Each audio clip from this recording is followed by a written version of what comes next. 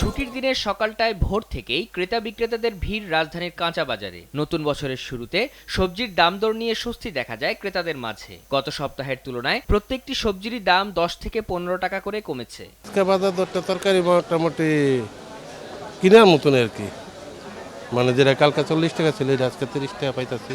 Copy ছিল একটা 30 টাকা, অনেক সপ্তাহ 20 টাকা। মনে করেন প্রত্যেকটা জিনিস, গাজর আছে 40 টাকা কেজি, মূলা আছে 20 টাকা কেজি, শসা আছে 40 টাকা কেজি। গত বছর প্রায় পুরোটা সময় জুড়েই অস্থিতিশীল ছিল পেঁয়াজ আর আলুর বাজার। এবছরের শুরুতেই দাম সহনীয় পর্যায়ে রয়েছে এই দুটি পণ্যের। দেশি পেঁয়াজ 34 থেকে 35 টাকার মধ্যে রয়েছে, আর আলুর দাম কেজি প্রতি কমেছে 10 থেকে 15 টাকা করে।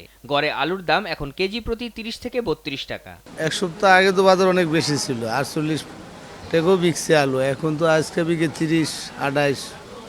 বাজার আমদানি হইতে আছে, কমতে আছে। এখন দাম চলতেছে দেশি পেঁয়াজ 35, 36, 34, আর যেগুলো আমদানিকৃত পেঁয়াজ আছে 23, 24, 25 এরকম চলতেছে। তবে দাম না বাড়লেও এখনো চড়া রয়েছে চালের বাজার। মোটা চাল কেজি প্রতি 50 টাকা আর মিনিকেট বিক্রি হচ্ছে 62 থেকে 63 টাকা দরে। আমদানি না বাড়ালে চালের দাম কমার সহসা কোনো সুযোগ নেই বলে জানান বিক্রেতারা।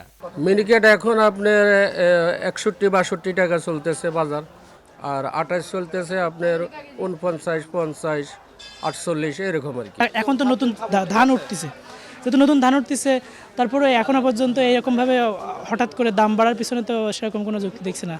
সরকার যদি এলসিটা খুলে দেয়, পর্যাপ্ত পরিমাণ এলসি বাংলাদেশে চাল যদি ঢুকে, তাহলে বাজারটা একটু কমবে। মাছের বাজারে উত্তাপ না থাকার পাশাপাশি দাম স্থিতিশীল রয়েছে মাংসের দোকানেও।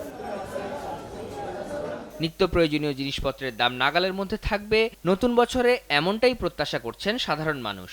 নতুন বছরে এখন যদি জিনিসপত্রের দাম একটু কমে তাইলেই ভালো হয়, এটাই হলো মানে নতুন বছরের প্রত্যাশা। এখন যাক নতুন করে একটা বছর আসছে, আবার নতুন করে সরকার যদি চিন্তাধারা করে তাহলে হয়তো মানুষের একটু কষ্টটা লাঘব হবে। শাহাদাত হোসেন, দেশ টিভি, ঢাকা।